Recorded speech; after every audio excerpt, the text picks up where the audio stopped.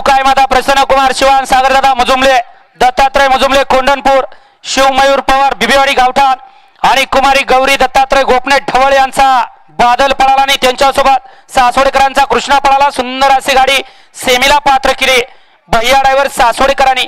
त्याबद्दल भैया ड्रायव्हरला या ठिकाणी हॉटेल रॉयल सिंहगड सागरदादा मजुमले कोंडणपूर यांच्याकडून भैयाला 500 रुपयाचं बक्षीस आणि समालोचन कर्त्यांसाठी 500चं बक्षीस. आपलं मनपूर्वक धन्यवाद भैया. आपलं बक्षीस इथं आणि घेऊन जा. अतिशय सुंदर आणि शेवटच्या क्षणी बाजी मारली.